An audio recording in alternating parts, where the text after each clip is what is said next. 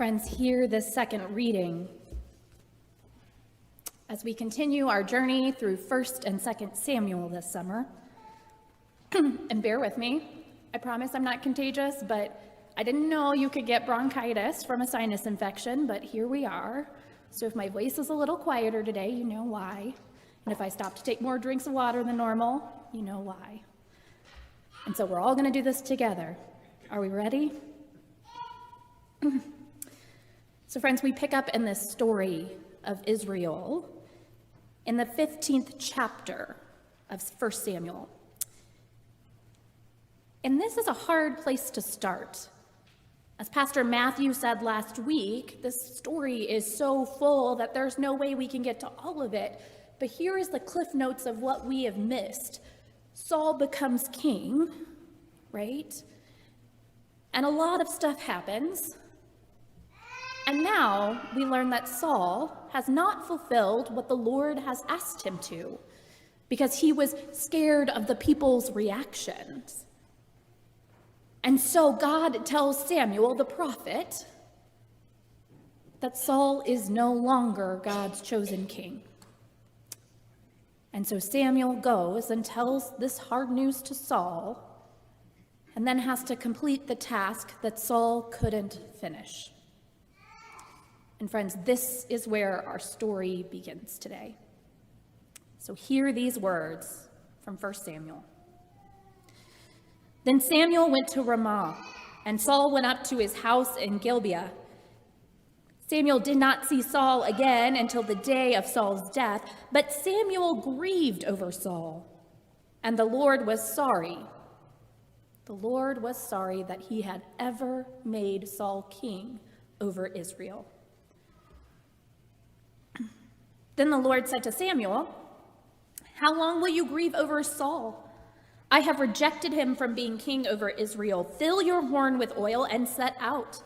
I will send you to Jesse the Bethlehemite, for I have provided for myself a king among his sons." Samuel said, "How can I go? If Saul hears of it, he will kill me." And the Lord said, "Take a heifer with you and say, 'I have come to sacrifice to the Lord.' Invite Jesse to the sacrifice, and I will show you what you shall do. And you shall anoint for me the one whom I name to you." Samuel did what the Lord commanded and came to Bethlehem.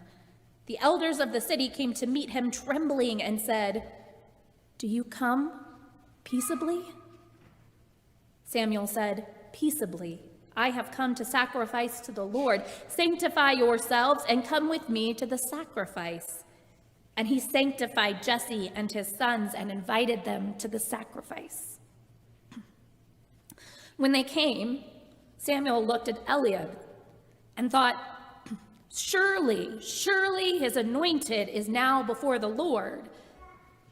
But the Lord said to Samuel, "Do not look upon his appearance or height or of his stature, because I have rejected him. For the Lord does not see as mortals see. They look on the outward appearance, but the Lord looks at the heart." Then Jesse called Abinadab, and he made a pass before Samuel. "Neither has the Lord chosen this one." Then Jesse made Shammah pass by, and Samuel said, "Neither has the Lord chosen this one." Jesse made 7 of his sons pass before Samuel, and then Samuel turned to Jesse. "The Lord has not chosen any of these. Are all of your sons here?" And Jesse said, "There remains yet the youngest, but he is keeping the sheep." And Samuel said to Jesse, "Send and bring him, for we will not sit down until he comes here." He sent and brought him in. Now he was ruddy and had beautiful eyes and was handsome. The Lord said, "Rise and anoint him, for this is the one." Then Samuel took the horn of oil and anointed him in the presence of his brothers, and the Spirit of the Lord came mightily upon David from that day forward. Samuel then set out and went to Ramah. Friends, this is the word of the Lord. Thanks be to God.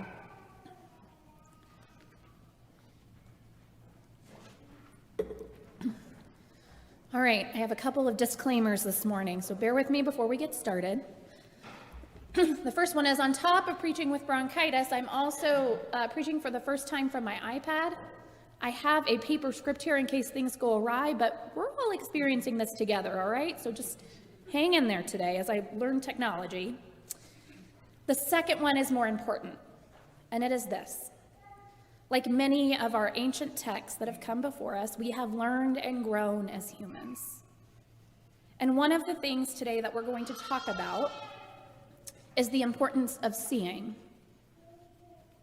And that might sound trivial to some of us, but to others, especially those in the visibly impaired community and the blind community, this can be hurtful. And I know this. And I've tried to work this sermon around this, but I couldn't.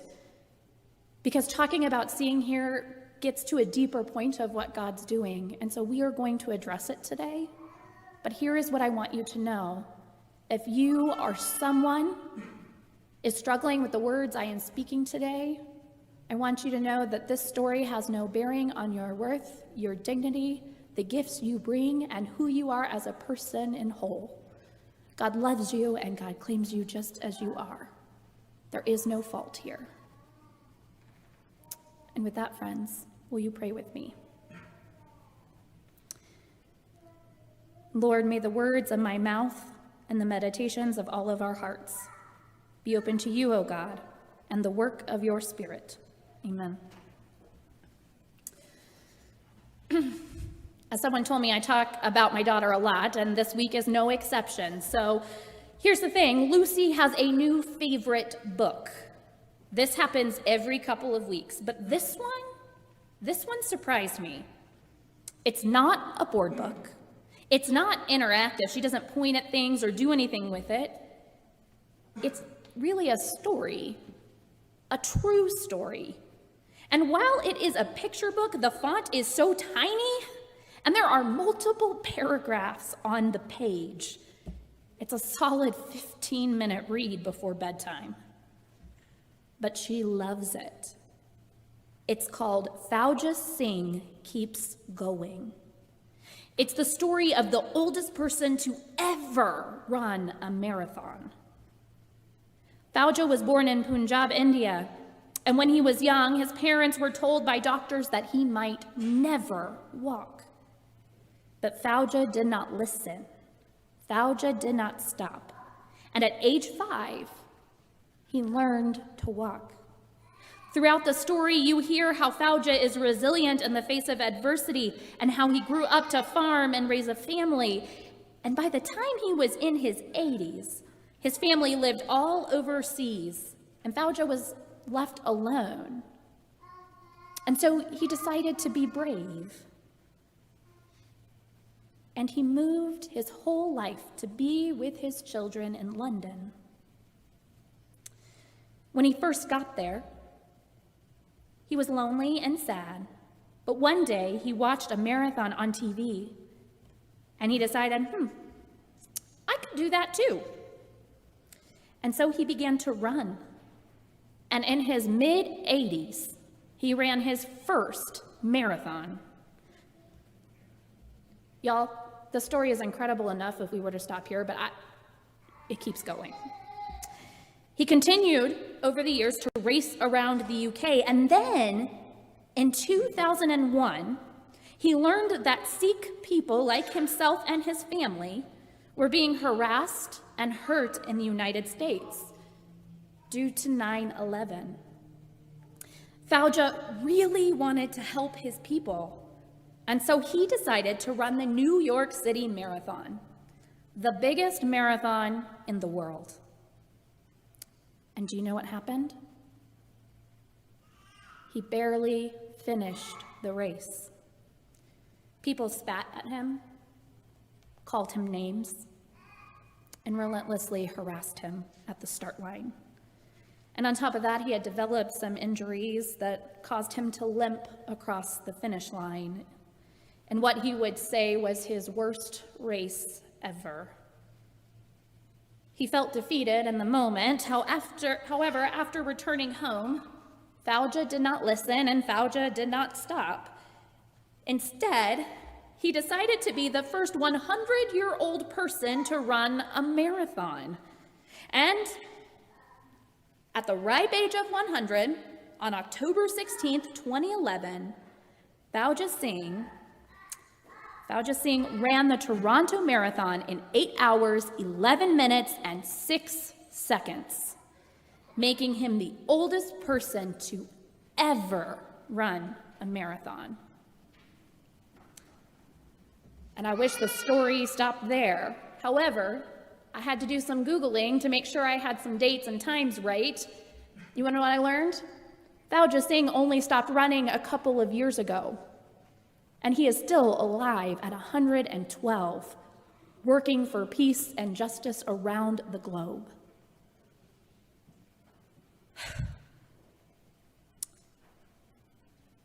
Lucy, each time when I read this book to Lucy, she gasps. Each time Fauja does something no one thought he could. And she points to Fauja on the page and says, "He is running and happy." As a retired athlete, one of the things that I have always believed is when it comes to athletics, it's always bigger than just the match, the game, or the race. And the story of Fauja Singh is no exception. When he was a child, no one would have ever chosen him to run a marathon because the doctor said he might never walk. And yet Fauja has traveled the world promoting peace by running hundreds of miles and races. Our story today is one that defies the odds and moves in ways we don't expect. We pick up right after God has rejected Saul as king. Saul had been too concerned with what the people would think and did not follow as the Lord commanded. And so Samuel had to deliver this bad news and complete the task that Saul could not. As the sun sets on Saul's rule, we catch a glimpse of the grief Samuel holds. It is a real grief. This is not what Samuel wanted. This is not what the people wanted. And yet God had spoken. God was deeply sorry that he had ever made Saul king.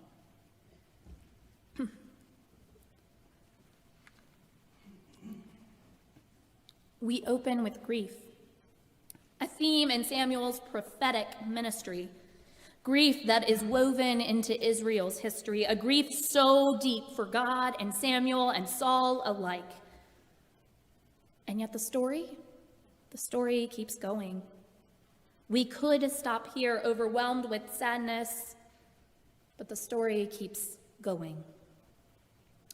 It becomes wildly apparent that there needs to be a new beginning, a new way forward in Israel. And one of the things that scholars make note of, that it's really important for us to know, is that God's primary focus in all of this, in this story that we're reading, is to preserve the future of Israel and her people.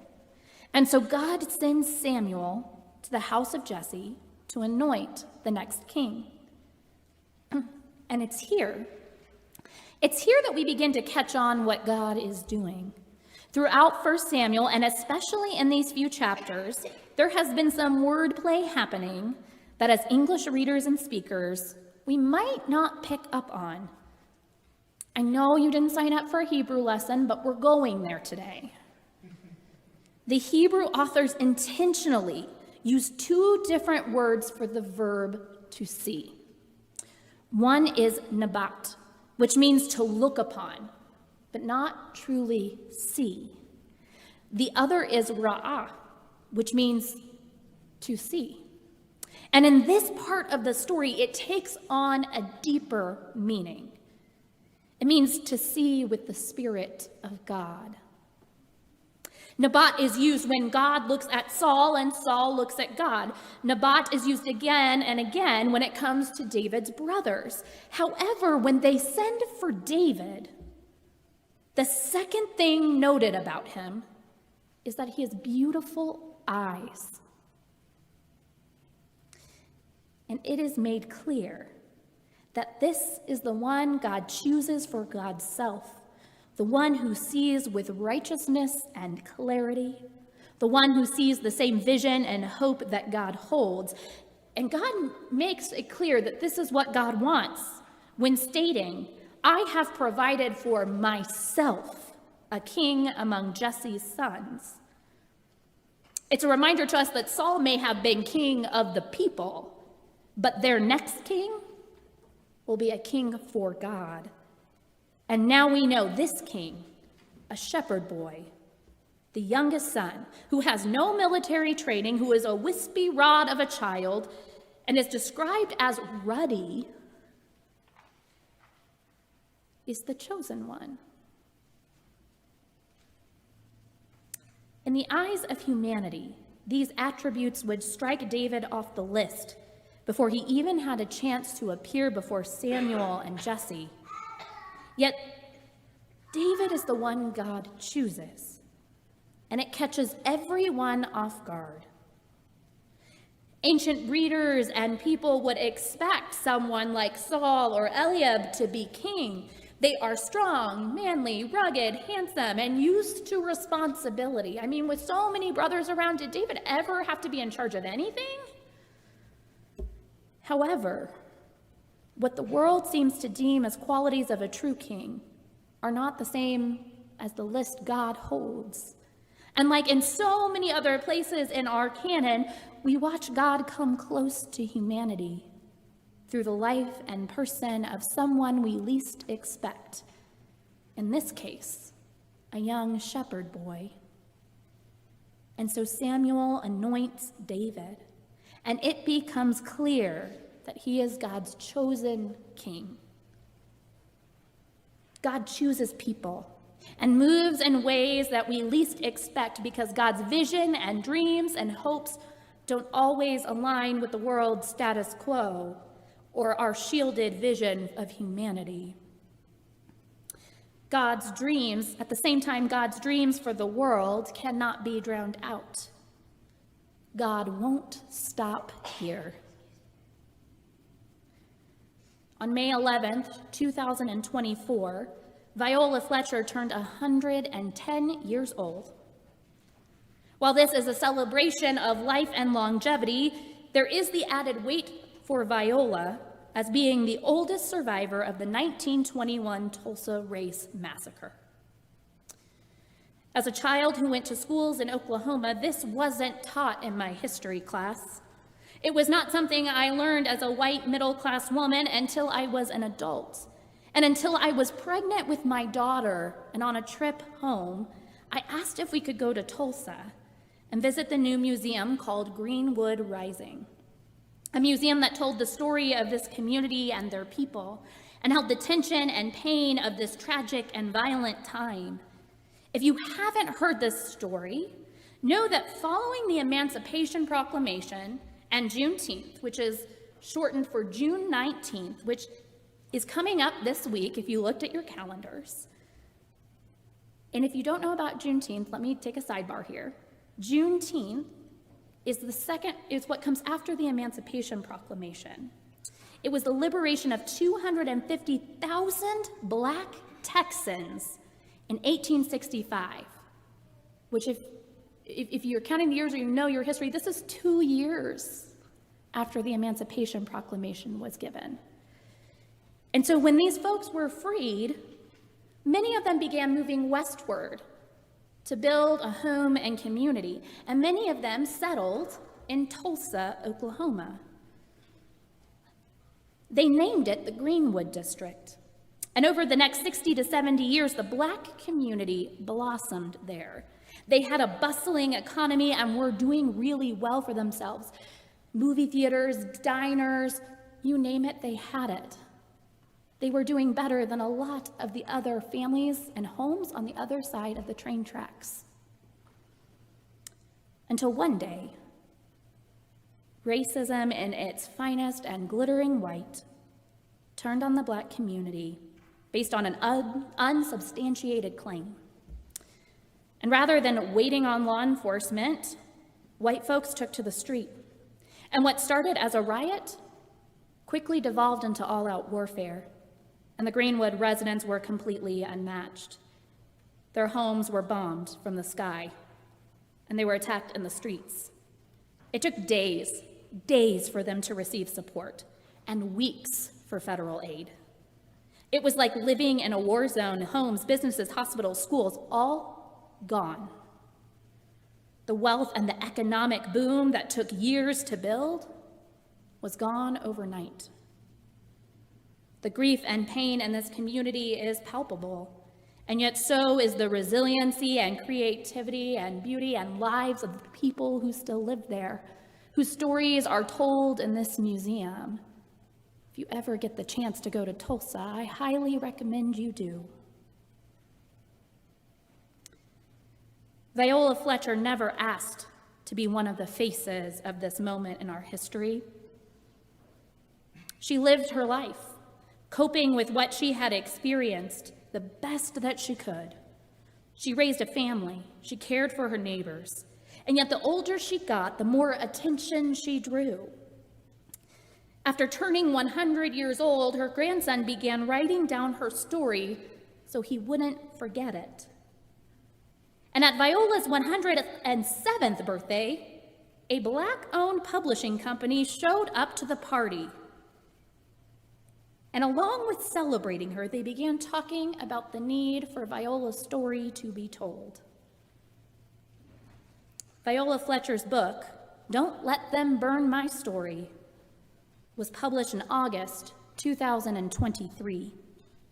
In her first public appearance about the book, everyone was sitting in the DC Public Library, and the publisher, who walked with them every step of this journey, asked for her guests, for Viola and her family, to start with the importance of Juneteenth. And she frames it as a day where it is a reminder that it is important for them to tell their stories, the stories of their lives, those that aren't reflected in our history books, the stories that the government tries to wipe away, the lived reality of Black Americans in our country, our neighbors, our friends, our families. And Viola Fletcher did just this, not because she ever wanted to, but because she could see the story needed to be told. God moves in ways we least expect. God chooses people to further kingdom-building work that we least anticipate.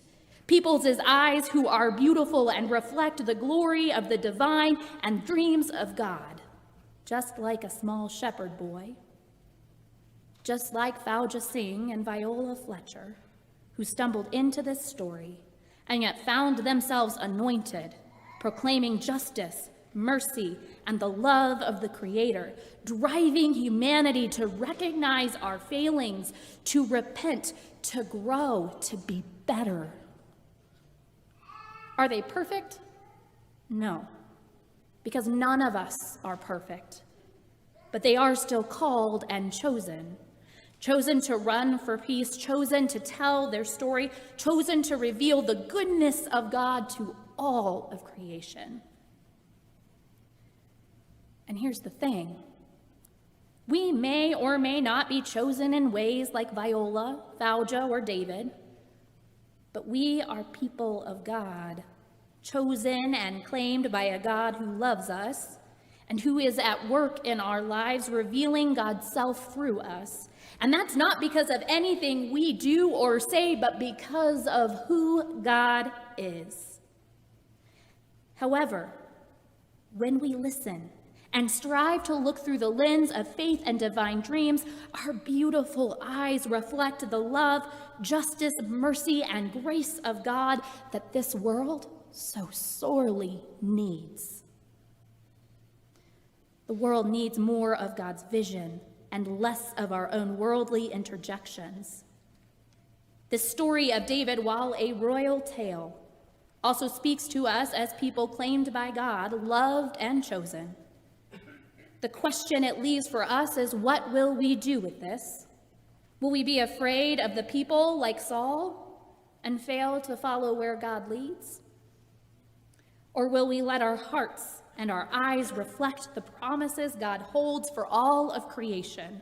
where justice rolls down like water and righteousness like an ever-flowing stream. Where there is peace like a river and all people are seen as divine images of our Creator and are treated with dignity, love, and equity. Beloveds, may our stories, our lives, and our eyes be reflections of our Creator, Redeemer, and Sustainer, today and every day. Amen.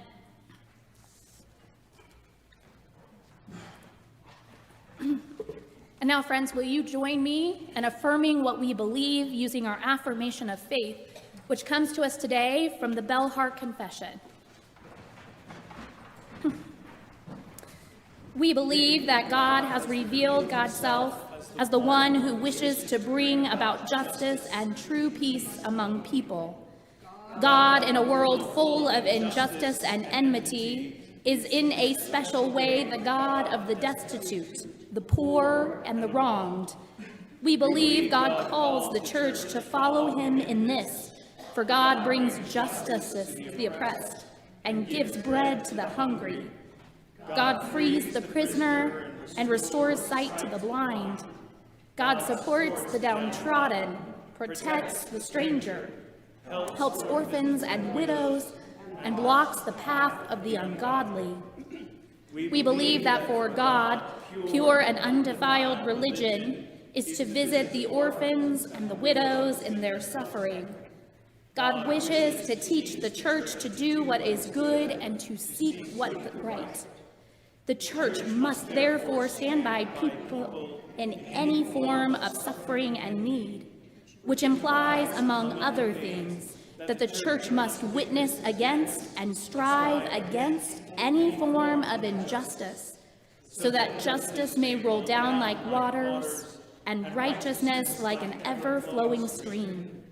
As the church, we must stand where the Lord stands, namely against injustice and with the wronged, that in following Christ, the church must witness to all the powerful and privileged who selfishly seek their own interests and thus control and harms others. We believe Jesus is Lord.